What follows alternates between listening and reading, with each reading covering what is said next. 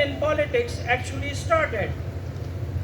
Thousands of years ago, the second pioneering civilization of Babylonian Empire, where King Hammurabi made the first registered, recorded use of religion in politics. What he did, in a 7-foot granite stele, he got a picture carved where sun god was sitting on a chair and Hammurabi is standing right on his feet. Underneath, he has written, "I am the messenger of God. I am here to feed you. I am here to secure you from threats. I am here to teach you agriculture. I am your provider and I am going to nourish you." And underneath, he has got carved Hammurabian Code, the 282 a set of 282 different laws covering almost all aspects of life. Or it can be called the first constitution in the world, a government's constitution. Now what happened that, why Hammurabi has done it, he brought religion to legitimize his rule. And since then on, this legitimacy or the use of religion to legitimize rule continues in the history.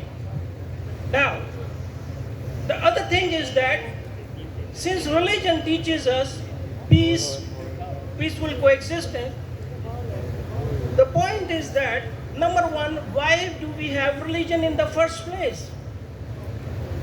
It is in the first place because people need it. Now, why people need religion? People need religion because as the classic paradigm, classic realism is based on the human traits, the fundamental human traits. What are the fundamental human traits? Man is violent, man is anarchic, man is greedy, man is selfish. So it is the personal interest that mobilize humanity to make the use of everything to achieve their targets, their goals.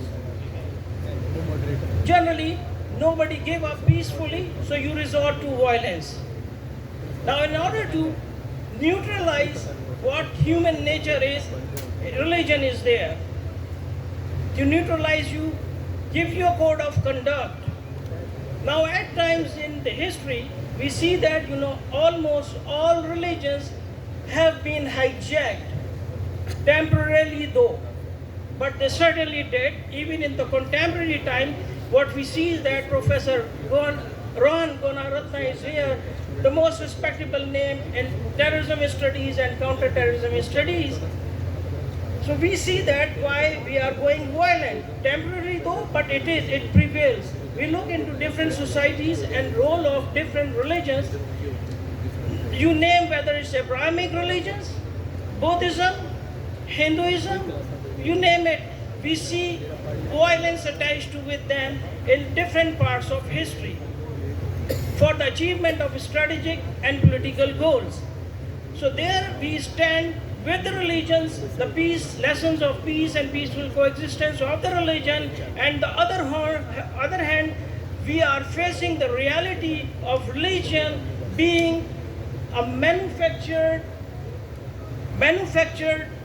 tool of agenda setting, where just like you manufacture a consent, you manufacture the justification for violence for the accomplishment of your rules, where situation is created us versus them. And now, why religion actually is used and why religion as a violence is so successfully being used. So look at the human psychology, which tells us that human mindsets operates into two conditions: the emotive state of mind and rational state of mind. Religion, since it tells us beyond this world, which we don't know, so there is an element of mystery in it, and since you don't know, you cannot justify empirically anything about religion at large. some of it you can. So what happened that you get into an emotive state which drives you away or shuts the window of rationality, logic in your behavior and action. And people get carried away. That's why religion has so successfully been used as a tool of violence to achieve political targets and objectives. Now over to our esteemed panelist, I would request Dr. Asfar Rathor for his take, please.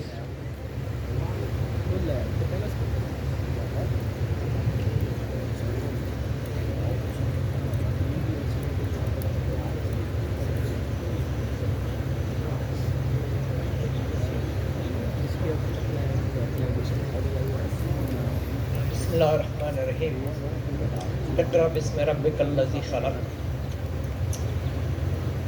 Excellencies, Dr.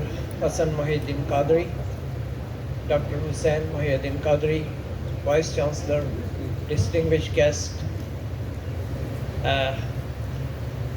dear student, scholar.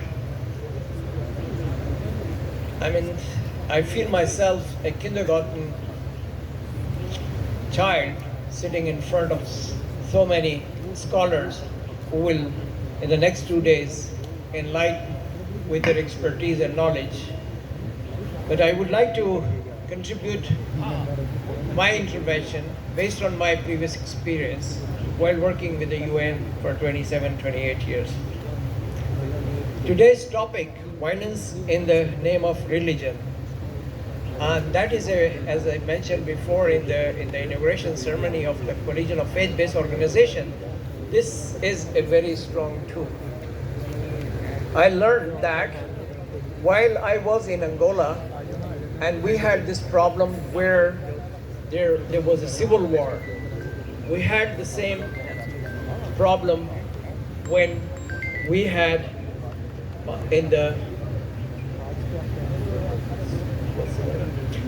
when we had that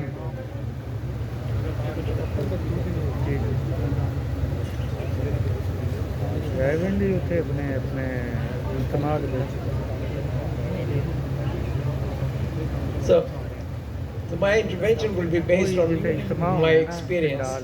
On the one hand, world religions like Christianity, Islam, Buddhism, Judaism, Sikhism, all teaches peace, tolerance, and compassion. And I have taken some of the texts from the all five religions. So there is some technical problem. Quote from the different religions, from all, starting from the Hinduism, going to the Buddhism, going to the Judaism. And if you read them, do not do to other what is disagreeable to you. This is the essence of morality. And same with the Buddhism. When you hatred does not cease by hatred, by only by love. This is the eternal rule. Then you go to the Torah and Judaism. Similarly, you will find do not murder, do not take revenge. Christianity, but I tell you, love your enemies and pray for those who even prosecute you. And these are the very strong statement which confirm that religion is not leading to violence. And then you have Quran, which also Dr. Mohyeddin Hussain Qadri has very comprehensively explained. I think I don't need to add anything to that. But when you study Quran, in Quran, I think there are 6,000 surah, 4,000 of them, 2/3 of the Quran, directly or indirectly mention about humanity.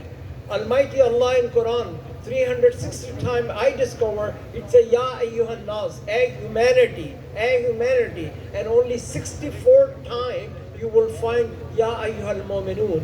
Means, look at the difference between the humanity and the Muslim. So Almighty Allah always address to the humanity. Yet on the other hand, we see, as just mentioned, that the religion has been used to justify act of violence.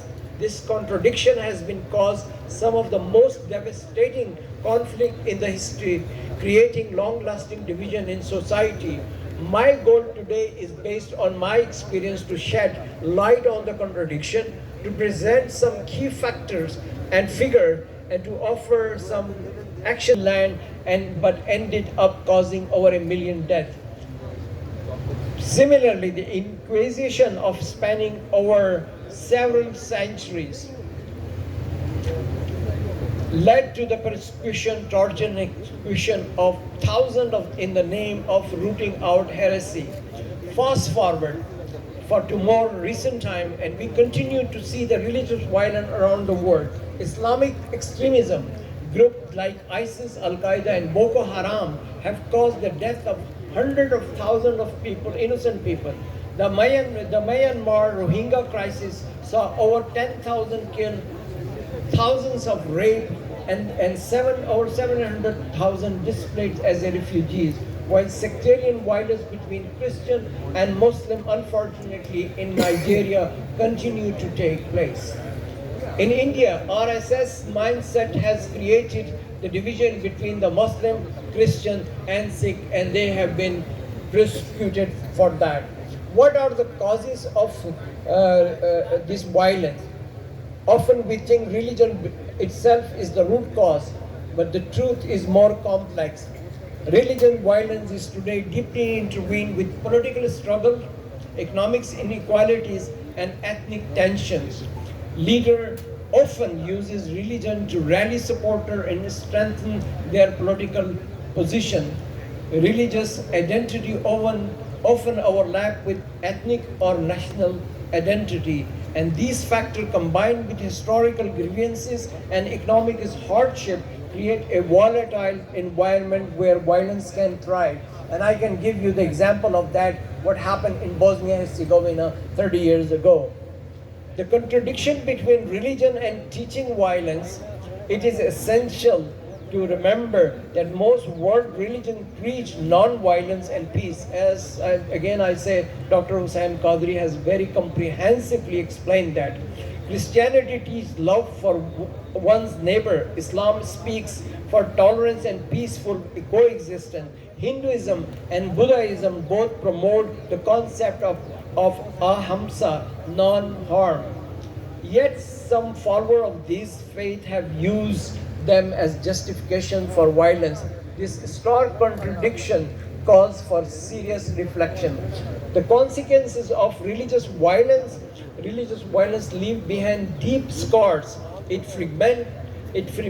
fragments society, disrupt economy, and cause political instability. It creates generation of trauma, as you can still see in Bosnia-Herzegovina, in Rwanda, in Yemen, and in a lot of other countries, and foster deep division within the community, like we have seen in Iraq and in Syria, the tension between the Sunni and the Shia, unfortunately. On a global scale, such violence can lead to refugees crisis, which we saw recently in 2015 in Syria, Afghanistan, and Iraq. Spread extremism ideology like ISIS, Al-Qaeda, and TTP, and even fuel international terrorism. So what is the way forward? How we can counter that? First, we must promote interfaith dialogue. This is what we are doing today with the help of Minhaj University in Journal and Dr. Hussain Qadri, that we have established the Coalition of Faith-Based Organization, the Pakistan chapter. Here, we hope that the government, religious leader, and civil society will work together to foster understanding between different religious communities, highlight common values like compassion and peace and justice, can also help reduce the tension that leads to violence. Second, education is very important to promote religion. We have started in the Coalition of Faith-Based Organization in European chapter. We are going and making a lot of effort to the university and even to the school children. We are taking the imams and the church Oh, okay. And we are going and discussing with them. Similarly, economic disparity is another reason for that problem, and legal and political reform need to be done. Combat religious extremism is also something which we need to do, and most importantly, support to the victim of religious violence should also be supported by NGO, civil society, and government. So my conclusion is, while religious violence can cause great suffering throughout society, it does not have to be an unavoidable outcome of the religious belief. The true teaching of the all world religion emphasize peace, tolerance, and compassion. By that, I would say thank you very much, and I am waiting for your question and answer session. Thank you very much. Well, thank you very much, Dr. Rathor, for your insightful speech, and speaking from his own field experience, that why religion has been used as a tool to wage violence, and some remedies from his own experience, long experience in the field. Now I invite our other panelist, Dr. Ranjit Singh Batalia. So please, sir. Thank you, and it is my pleasure to come back for the second time to Minhaj International University and to this conference. I myself am from the United States. I am the Executive Director of Religions for Peace USA, the largest faith-based coalition in the US, so my views are very Western, but I think I need to be candid about them.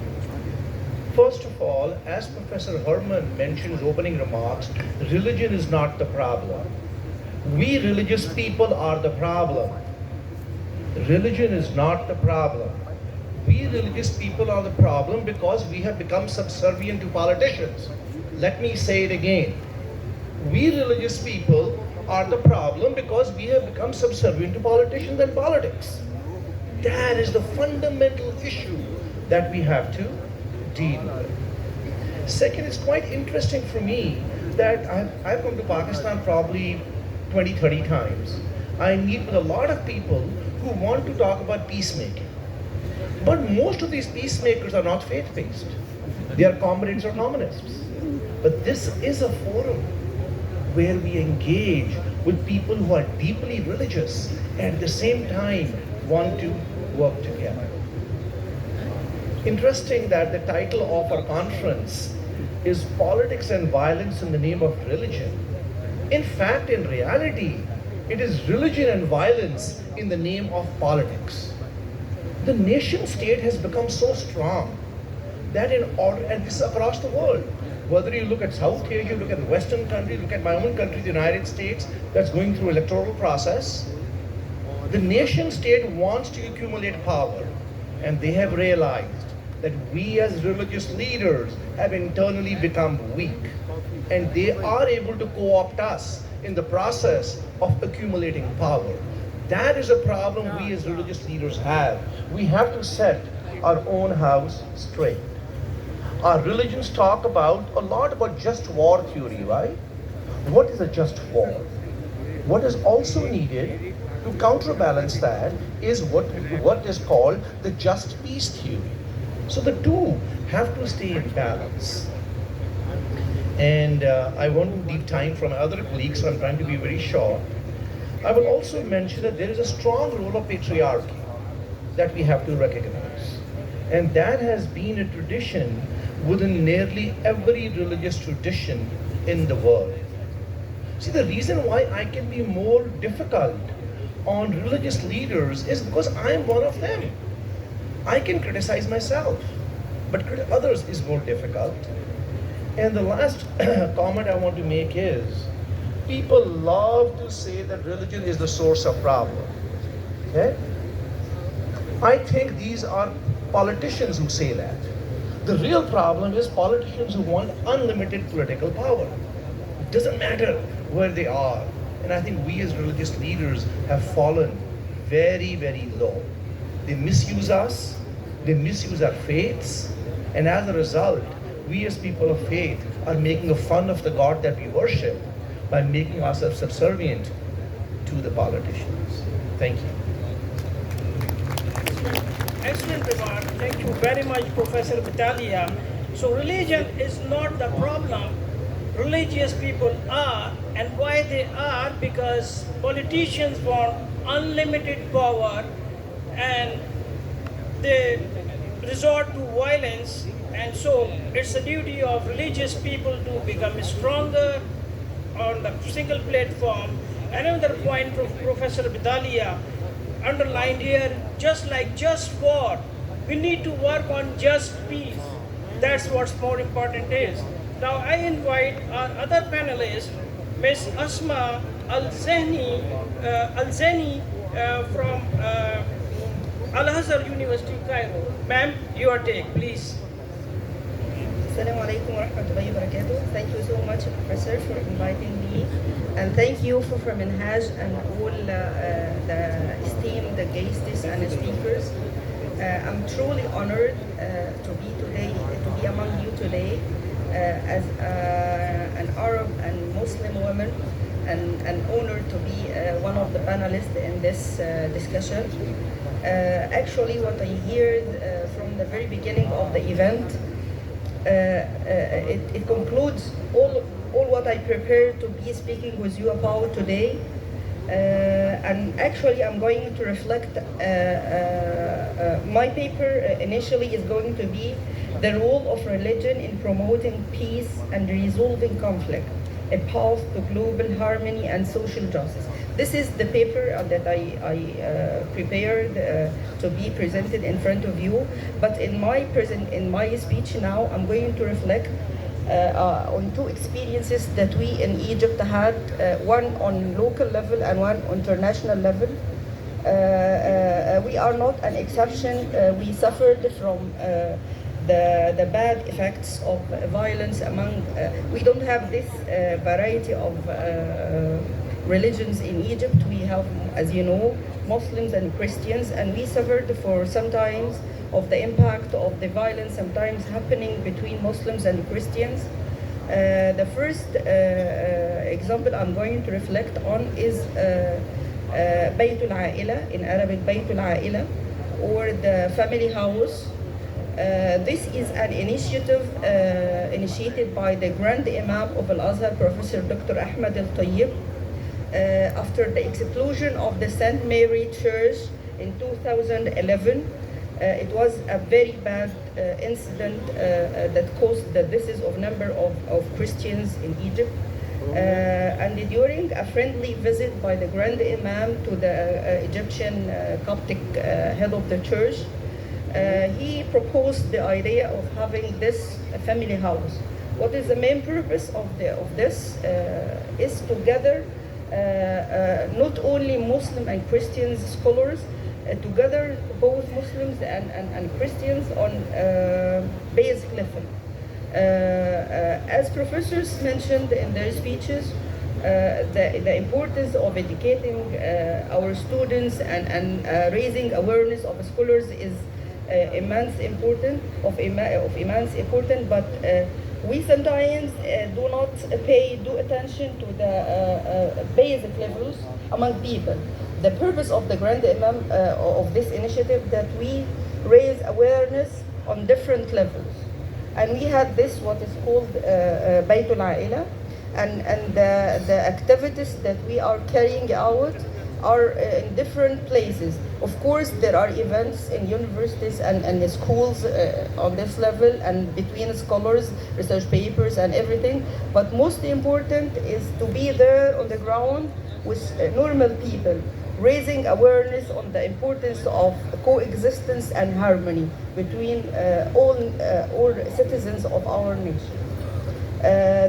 I'm truly honored to be usually speaking about this experience, because I'm so happy it is not about having the mutual visits and exchange opinions.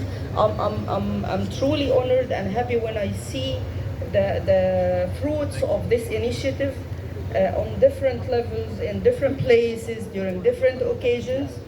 I see that people are Egyptians are starting to realize the value of having this mutual respect. It is part of our religion as Muslims, but it is maybe not enough explained for non-Muslims sometimes. Actually, the other initiative or experience I would like to reflect on as a Muslim woman and an Azhari graduate is the Human Fraternity document. This is another, yes, go ahead. This is another very important, one of the most important documents in the modern times. It is also initiated by the Grand Imam of Al-Azhar. It is a common document between Al-Azhar as representative of the Muslim world with the Pope of Vatican.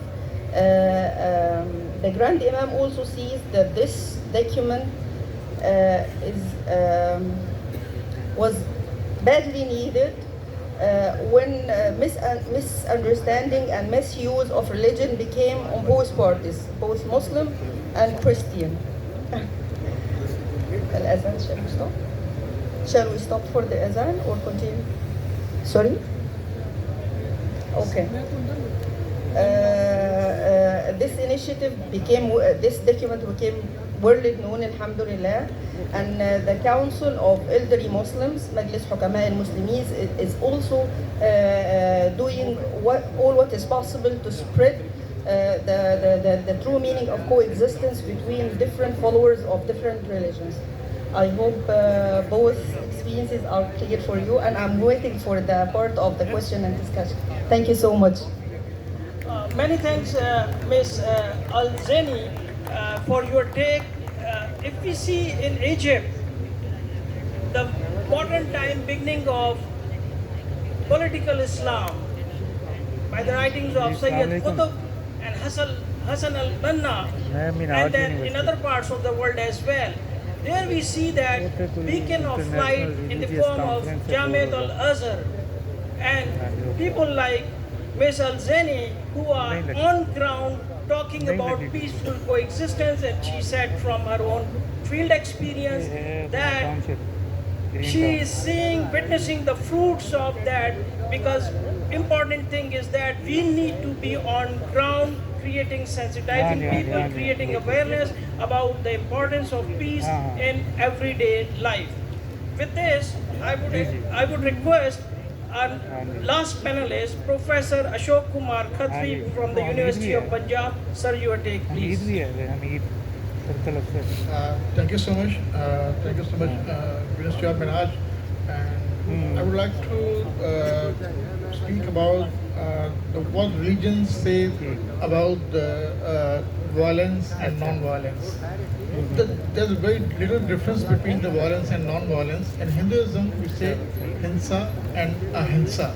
Because religion says that hinsa is unforgettable in any means, because in the verses of Gita, Arjuna says to Lord Krishna that how can I fight against my cousins, my grandfather, my cousins, my teacher, my guru.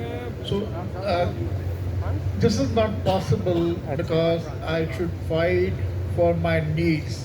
Because in Hinduism, we think that the calm, greed, want, ego, and jealousy are the basic points that if you avoid all these things, you will be avoiding the violence. Because if you will be needy, because you need whatever you want, you need. Because the things what happen over here that